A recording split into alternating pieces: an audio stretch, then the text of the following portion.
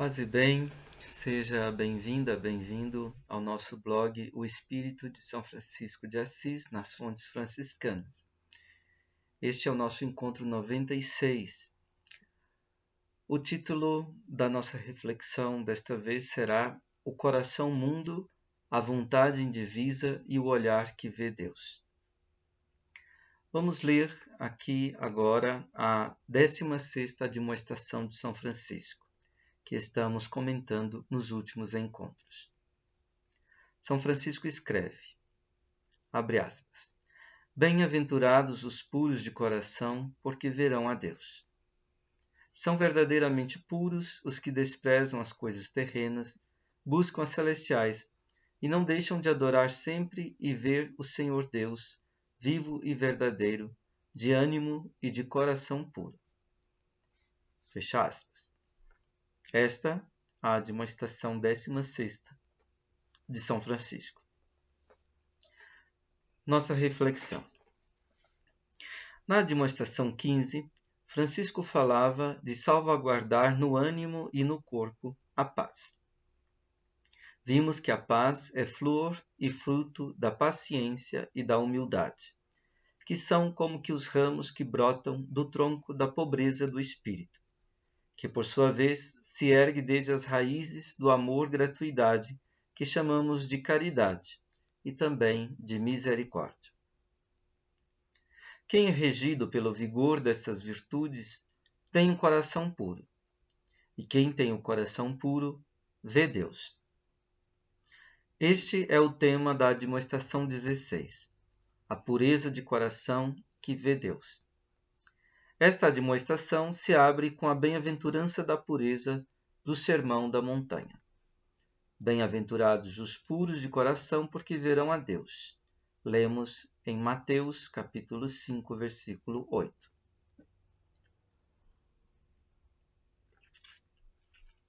Em grego, a palavra usada para puros é kataroi. Em grego, kataros significa limpo, puro, incontaminado, mas também isento, não misturado, límpido, genuíno, autêntico, verdadeiro, original. Temos também nesta língua a palavra catarsis, que quer dizer purificação, expiação, catarse. Na medicina se usava no sentido de expurgo. Assim como a arte médica expurga o corpo, removendo o mal, no caso, algo que é alheio ao todo orgânico do corpo, assim também, dizia Sócrates, sua interrogação purificaria a mente das opiniões para poder alcançar o conhecimento, o saber. Já os filósofos pitagóricos entendiam que havia uma música catártica, que conduziria a alma à sua pureza pela modulação e pela harmonização com a música cósmica. Aristóteles, por sua vez, entendeu que a tragédia tinha um efeito de catarse, no sentido de purificação homeopática da alma. Ao ir ao teatro, ao sentir as mesmas paixões, por exemplo, o mesmo medo que os heróis trágicos, e ao sentir a piedade pelo sofrimento deles, os espectadores eram purificados em suas almas. Assim pensava Aristóteles. Já o neoplatônico Plotino associava a catarsis, purificação, com a areté, a virtude, a excelência. Há virtudes purgativas, como também virtudes iluminativas e ainda virtudes que conduzem à perfeição. Com Platão, Plotino fazia da catarsis uma condição necessária para que o ser humano alcançasse a semelhança com Deus. Lembremos que mais tarde, na teologia mística medieval, os 3 graus da vida contemplativa são justamente estas: a via purgativa, da purificação, a via iluminativa e a via unitiva, da união com Deus. Falamos do mundo grego. No mundo judaico, por sua vez, a pureza fora entendida tanto em sentido ritual, cultual, exterior, quanto em sentido moral, espiritual, interior. As religiões sempre deram muita importância à pureza ritual. Entrar em contato com o sagrado, com o poder luminoso da vida, torna o ser humano positivamente impuro. Para ele retornar ao profano, é preciso ritos de purificação. Por outro lado, para passar do profano para o sagrado, também era preciso que o ser humano se purificasse dos elementos não sagrados. Daí surgem muitos ritos que pretendem garantir essa pureza cultual nas religiões, nessa passagem, nesse trânsito entre o profano e o sagrado. No judaísmo, o puro e o impuro, no sentido cultural, ganharam grande peso. Os profetas insistiram, porém, na vaidade dessa pureza cultual, ritual, quando desprovida de uma pureza interior, moral, espiritual. O judaísmo helenístico, como em Filo de Alexandria, entendeu neste sentido a pureza ritual como símbolo da pureza espiritual e assim interpretou simbolicamente aquilo que as escrituras judaicas sagradas traziam a respeito da pureza ritual cultual. O Novo Testamento traz uma novidade. Nada do criado é impuro. Vemos isto na carta aos Romanos, no capítulo 14, versículos 14 e 20, os Atos dos Apóstolos, no capítulo 10, versículo 15, capítulo 11, versículo 9. Não há alimentos impuros. Lemos na primeira carta de São Paulo a Timóteo, capítulo 4, versículo 5. Não há criaturas em si mesmas impuras, nem se há de rejeitar como impuros outros povos, como os judeus rejeitavam os samaritanos e os gentios como impuros. A purificação que conta é a purificação do coração pela fé. Lemos nos Atos dos Apóstolos, capítulo 15, versículo 9. Na carta a Tito, Paulo diz: tudo é puro para os puros, mas para os impuros e os infiéis não há nada puro, porque sua mente e sua consciência estão contaminadas. Carta a Tito, capítulo 1, versículo 15. E no centro do Novo Testamento temos a própria posição de Jesus. É significativo nesse sentido o seu ensinamento. Abre aspas. Ouvi-me todos e entendei. Nada há fora do homem que entrando nele possa manchá-lo. O que mancha o homem é o que sai do homem. Quem tiver ouvidos, ouça. Fecha aspas. Marcos, capítulo 7, versículo 15. Interrogado sobre isso, Jesus mesmo esclarece. Abre aspas. O que sai do homem, porém, é o que mancha o homem. Pois é do interior do coração dos homens que provém os maus pensamentos, prostituição, roubos, homicídios, adultérios, cobiças, perversidades, fraude, desonestidade, inveja, difamação, orgulho e insensatez. Todos estes vícios vêm de dentro e mancham o homem. Fecha aspas. Marcos, capítulo 7, versículos 20b a 23. Pois bem, no seu anúncio e no seu ensinamento inaugural, que é o Sermão da Montanha, que se abre com as bem-aventuranças, Jesus então diz: bem-aventurados os puros de coração, porque verão a Deus. É a citação de Mateus 5,8 que São Francisco toma como ponto de partida da Admoestação 16. Certamente, puros de coração são os pobres de espírito. São os que limpam suas almas pelas suas lágrimas. São os mansos. São os famintos e sedentos de justiça. São os misericordiosos.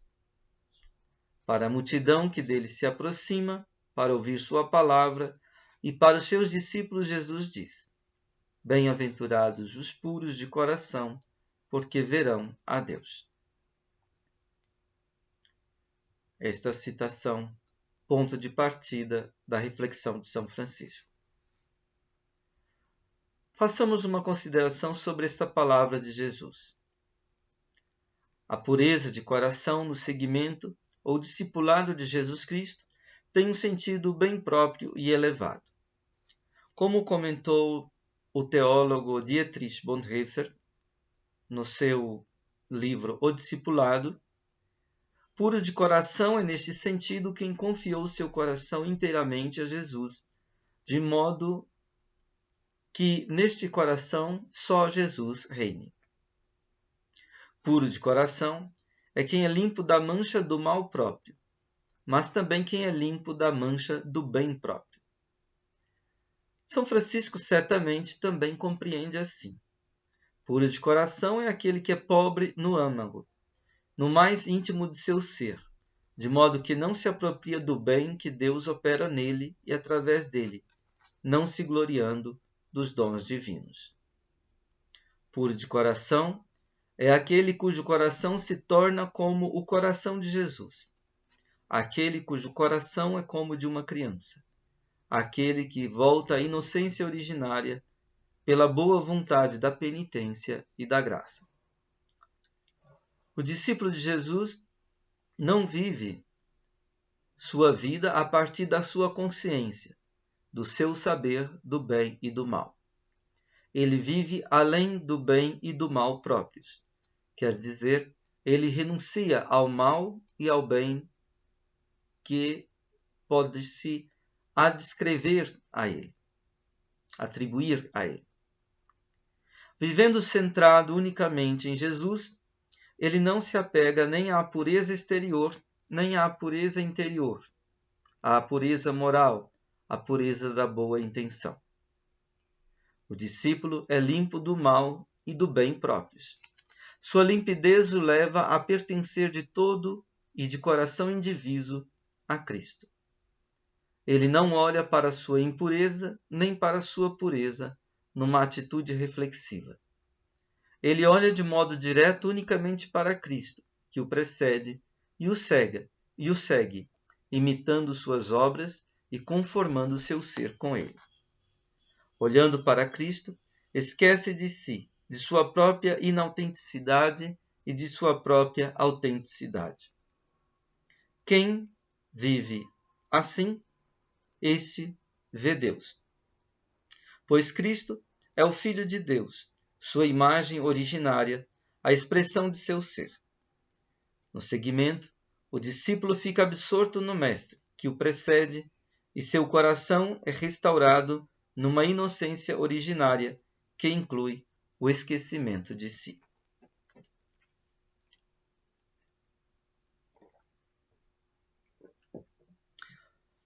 No latim da Admoestação 16 de São Francisco, aparece o título De Mundicia Cordis.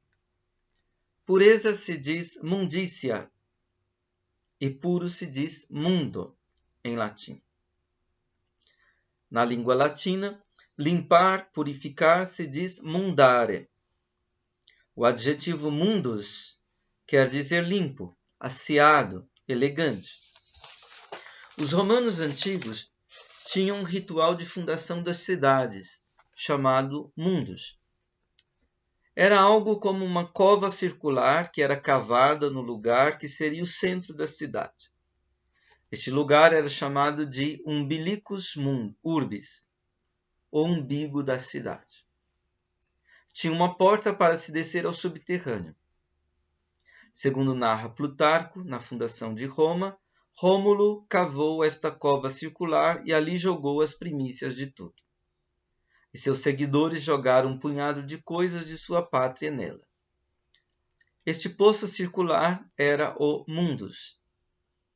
Ao redor dele foi traçado com arado de boi o pomério, que era a fronteira da cidade para além dos muros. A cova era coberta por uma abóbada e coberta com uma pedra, que em dias festivos era aberta. Este mundus era não só o centro de onde partia o traçado da cidade, que se expandia para os 4 pontos cardeais, através das ruas tidas como Cardo e Decúmano, uma rua que ligava o norte e sul, outra que ligava o leste e oeste, mas também o ponto de ligação do mundo inferior, dos mortos, do mundo terreno, dos mortais, e do mundo celestial dos deuses. O todo ordenado de céu, terra e inferno ou submundo também foi chamado então de mundos. Mundo quer dizer, nesse sentido, o lugar habitável, em contraposição ao imundus, o lugar inóspito. Habitar é salvaguardar o todo uno de céu e terra, mortais e imortais, em sua dinâmica de diferenciação e de pertencimento. Podemos, nesta direção, entender a mundícia cordis como a ordenação que parte do centro da alma, a ordenação que a torna acolhedora para a ordem do todo do ser. Alguém pode ter um coração baldio, inóspito, em que não se pode viver, e, neste sentido, um coração impuro. E alguém pode ter um coração cuidado, cultivado, que é acolhedor para a vida, seja de si mesmo, seja dos outros, e, neste sentido, ter um coração puro. Na espiritualidade cristã, trata-se de ter um coração habitável pelo Espírito Santo, acolhedor da centelha divina em si e acolhedor das diversas criaturas e suas diferenças no amor. Frei Hermógenes Harada comenta, abre aspas, o que significa mundo e mundo? Tem relação com o mundo, ou universo, é a mesma palavra. São Francisco diz, imundo é terreno baldio, abandonado, selvagem. Nesse lugar ninguém pode viver. O ser humano não consegue morar. Para poder viver nele é necessário fazê-lo mundo, fazê-lo limpo, habitável. Nosso querer, nossa vontade, nosso coração, nossas emoções são como um terreno baldio, imundo. É necessário fazê-lo mundo, habitável. Isto é, o nosso ser humano tem que se preparar, cultivar, ajeitar, tornar adequado para que o humano possa aparecer. O pensar ocidental acha que a mata virgem é o originário, jardim é artificial. Já o oriental não pensa assim. Pensa que o homem tem a tarefa de fazer com que o mato seja mais mato, pela arte da jardinagem. Ao entrar num jardim trabalhado assim, surge admiração. Que natureza bonita! E nem de longe se percebe quanto aquilo foi trabalhado por mão obediente que cortou aqui, podou lá. Sem o cuidado do jardineiro hábil, daria uma mata confusa e selvagem. A espiritualidade sempre afirmou que o querer, a busca, a vontade têm que ser trabalhados.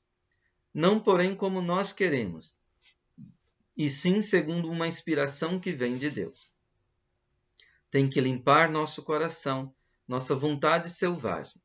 Se permanecer selvagem, não vai colher Deus. Fecha aspas. Até aqui a fala de Frei Hermógenes Harada. Seguimos nossa reflexão. Jesus e também São Francisco falam de coração. Mas o que significa aqui coração? Falar de coração é aqui falar do centro da vitalidade, da cadência, da pulsação da vida em nós. Coração é arqué, princípio, o que rege. Dele parte para ele retorna o sangue com o seu fogo, isto é, o seu calor vital. Assim, todas as partes do corpo são mantidas em vida. Em sentido figurado, coração é o centro da alma, é o princípio de sua vitalidade, é a fonte de suas intenções, de suas afeições, de seus quereres, de seus pensamentos. As potências ou capacidades da alma e suas operações emanam deste centro. A coragem de ser, a cordialidade de viver, emana deste centro. A jovialidade mantém abertas as portas para aquilo que move o ser humano no seu mais íntimo e o conduz ao duradouro. É o limiar do eterno. A Sagrada Escritura fala bastante de coração. Coração é ali o centro religioso para o qual Deus se volta, que é a raiz da vida religiosa e que determina a conduta moral da pessoa humana. É no coração que se irradia a verdade de Deus. Lemos na segunda carta de Paulo aos Coríntios, capítulo 4, 6. E é por isso que é de coração que se crê. Lemos na carta aos Romanos, capítulo 10, versículo 10. O coração é o foco da alma, isto é, ali onde se acende o seu fogo, onde o ser humano traz a centelha divina, o focolar da alma. É o âmago do ânimo em que se recolhe e do qual parte todo o sentir e todo o sentir-se de um ser humano. É o centro e o todo do ser humano. Agir de coração é, neste sentido, agir com e desde o seu centro e com todo o próprio ser. Uma coisa é agir a partir de fora, das circunstâncias de nosso mundo ambiente e de nosso mundo compartilhado com os outros na esfera pública. Outra coisa é agir a partir do mundo do coração e de um coração-mundo. As demais ações são parciais, superficiais, e são, no fundo, apenas reações às circunstâncias. As ações que são operações que nascem do coração é que são as ações totais, profundas, verdadeiras, sinceras, autênticas, puras. É do coração que emergem nossas reais decisões, aquelas que decidem sobre o todo de nossa vida. Por isso dizer de todo o coração é uma redundância. O homem que vive da fé e da piedade corresponde ao Deus vivo de todo o coração. Ele traz inscrito no coração a lei e a aliança do Deus vivo, que tem o seu resumo e o seu sumo no amor a Deus de todo o coração e no amor ao próximo como a si mesmo. O coração é ali onde o ser humano é o que ele é. Ali não há subterfúgios, nem dissimulações, nem máscaras. No coração, o ser humano está descoberto face a Deus. No coração ele é o que ele é diante de Deus. É, como nos recorda tantas vezes São Francisco nas admoestações, nada a partir de si mesmo como criatura, e é filho amado de Deus, filho que é amado no Filho. O coração é a essência, o verdadeiro ser do ser humano. Viver segundo a verdade do coração é a humildade. Confessar é libertar essa verdade essencial do coração, na fé em face de Deus e dos seres humanos. O reino do coração é o reino do amor. Cada ser humano é o que ele é segundo o que ele ama e como ele ama de coração. Onde está o teu tesouro, ali está o teu coração, disse Jesus. Lemos no Evangelho de Mateus, capítulo 6, versículo 21. Crer e confessar é, em última instância, questão de amar. O coração é a abertura para a gratuidade do mistério e para o mistério da gratuidade que rege todo o real e suas realizações. A ordem do amor-gratuidade, a ordem da caridade é, como dizia o filósofo religioso Blaise Pascal, a ordem do coração. O coração só é puro, isto é, só é genuinamente, autenticamente coração, só coração, quando vive na regência do amor, gratuidade. A fé é o ocular, a ótica, a partir da qual nós vemos a Deus como uma visão que é uma visão do coração, uma visão do amor, uma visão cordial. Frei Harada diz, abre aspas, podemos pegar literalmente esta expressão. Nós humanos podemos ver a Deus com o olho do coração. Mas o que é o coração? Bem, em concreto, é a nossa busca, nosso amor, nossa cobiça pelo bem, pela felicidade. Ele é selvagem, confuso, busca de qualquer jeito, pega a primeira coisa que vem, está cheio de egoísmo, centrado no eu. Buscamos só aquilo que cobiçamos. Esta cobiça está cheia de energia, nos empurra para a frente. Mas é imundo, isto é, não habitável. Tem que ser mundo, tem que ser cultivado pacientemente. Na medida que vai sendo trabalhado, quando se tornar mundo, habitável, aí começamos a ver a Deus. Fecha aspas. Essas são as palavras do Frei Harada. Seguimos com nossa reflexão.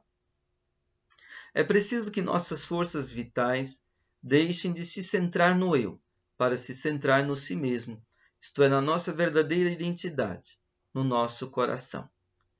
No coração está pulsando a força da coragem de ser, da cordialidade de viver. Ali está a imagem de Deus em nós, a centelha de Deus em nós. O eu é um centro falso. Ele não há de ser eliminado, mas preciso que, ao longo de nossa individuação espiritual, nós soframos um processo de conversão, que é um processo de centroversão, isto é, de um deslocamento do centro de nossas intenções, desejos, vontades, afeições, pensamentos, do eu para o coração, isto é, para o nosso si mesmo autêntico, o de filhos de Deus. Sendo filhos de Deus no Filho de Deus, nós o vemos pelos olhos da fé e do amor. Amar é querer bem, é estimar, apreciar aquilo que amamos. Amar é, segundo Santo Agostinho, volo ut sis, quero que sejas. O coração é mundo, isto é uma ordem plena e própria, habitável, quando ama o que é digno de ser amado, segundo o modo e a medida em que há de ser amado. O ordo amoris, a ordem do amor, assim ensinou no Santo Agostinho, consiste em amar menos o que é menos amável, em amar igualmente o que é igualmente amável e em amar mais o que é mais amável. Há que se amar menos os bens exteriores, de que precisamos para as nossas necessidades de sobrevivência imediata. Há que se amar mais os bens espirituais, os bens da liberdade interior, aqueles que nos possibilitam relações mais delicadas, de ternura, de amor, de compaixão com os seres. Há que se amar igualmente a nós mesmos e aos nossos próximos. Há que se amar sumamente o que é sumamente amável, Deus. Ora, Deus é amor. Quando amamos o que quer que seja, nós amamos amar o amor. Mas o amor é, em última instância, o próprio Deus. E Deus é, em última instância, amor. É por isso que São Francisco diz, abre aspas, são verdadeiramente puros os que desprezam as coisas terrenas, buscam as celestiais e não deixam de adorar sempre e ver o Senhor Deus vivo e verdadeiro, de ânimo e de coração puro. Fecha aspas. Puros de coração são os que amam segundo a ordem do amor.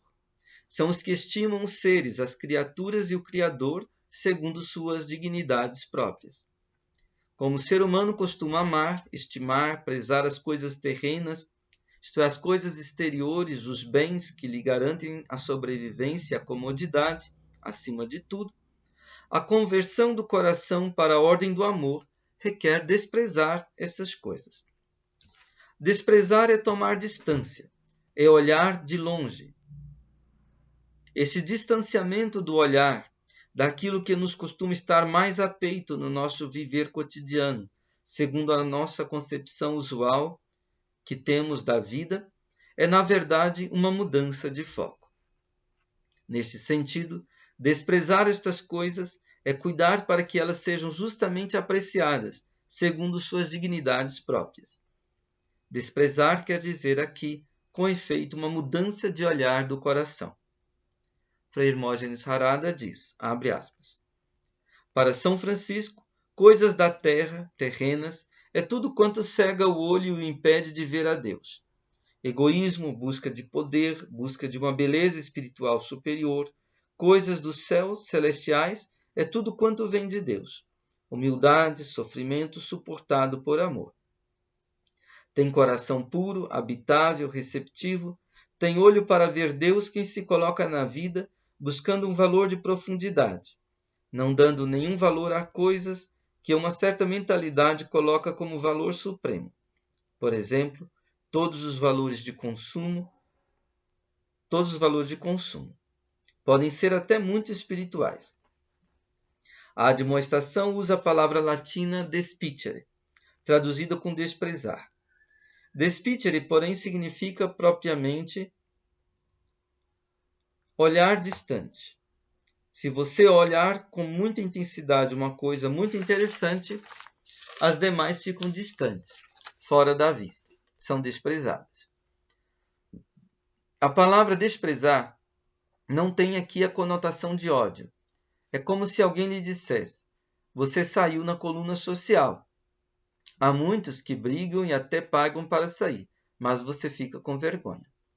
Para quem não procura, isso é nada, porque a significação de uma coisa depende daquilo que você busca.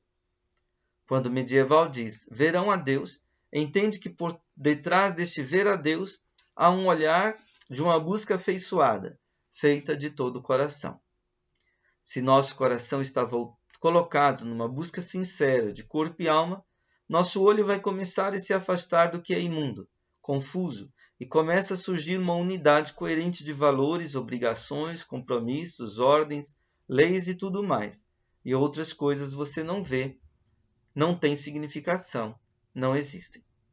Aí você tem coração puro, mundo. A missa, por exemplo, que antes era obrigação chata, começa a tomar dimensão de importância vital. O que antes era coisa de pecado, de moral, começa a ter uma significação de busca muito grande de discipulado de Jesus Cristo. Fecha aspas. Até aí são palavras de Frei Arada. Continuamos nossa reflexão. O coração puro é aquele de que parte uma busca, um querer, que é um bem-querer uno, indiviso, simples, em referência ao que é sumamente amável. O amor que é Deus, o Deus que é amor, que se encarnou em Jesus Cristo, o menino de Belém, o crucificado, o pão da vida. Quem fixa o olhar de seu coração em Jesus Cristo e deixa criar em si um coração que seja como o coração dele, é que é puro. Jesus Cristo ensinou-nos que os verdadeiros adoradores que o Pai busca o adoram não neste ou naquele lugar, mas em espírito, isto é, para valer, e em verdade, isto é, realmente, sem dissimulações, subterfúgios, máscaras.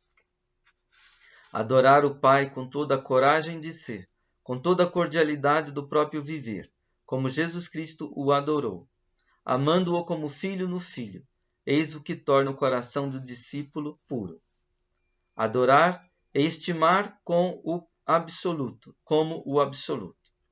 Quando o discípulo, com coração simples, com vontade indivisa, estima o Pai como tu absoluto, como fez Jesus Cristo crucificado, então ele vive além do bem e do mal, na inocência. Ele vira criança de Deus e puro de coração. A dúvida é na ordem do amor, não um ato da reflexão, mas uma condição do coração. Não é um momento em que nossa reflexão encara um problema a ser resolvido objetivamente. A dúvida é a divisão do coração, de nossa capacidade de amar, de querer bem. Por isso, no coração puro não há lugar para a dúvida, em referência ao amado. Mas essa existência de adoração de Deus em espírito e em verdade só acontece com insistência numa incessante busca, em que nós, a caminho, nunca nos encontramos acabados. Nesse sentido, Frei Arada comenta, abre aspas, e que não cessam, isto é, que trabalha continuamente, não desanima, recomeça de novo, não larga de adorar e de ver o Deus vivo e verdadeiro, que tem uma vontade muito grande, cheia de respeito, de acreditar numa grandeza superior e sempre de novo se colocar nessa busca. Adorar é uma atitude de admitir e se sujeitar, mesmo não sabendo do que se trata. Há uma força, há uma dimensão maior, e fazê-lo como o centurião fez. Senhor, eu não sou digno. Ele não deixa entrar nenhuma dúvida. Isso é adorar. Mas tudo isso não vem espontâneo. É uma postura que deve ser conquistada. É uma decisão de viver assim. Em referência a Deus, você tem que fazer como o navegante que se lança ao mar, se arrisca. Aí o nosso coração começa a se ordenar. Toda a nossa busca começa a ter direção. E nosso coração fica mundo. Em ordem, fica cosmos. Fecha aspas. Terminamos a nossa reflexão com essas palavras de Frei Hermógenes Harada, e que assim seja conosco, que nos seja dado este coração mundo, este coração puro, habitável pelo Espírito de Deus. Paz e bem, muito obrigado pela sua atenção e paciência, e até a próxima oportunidade.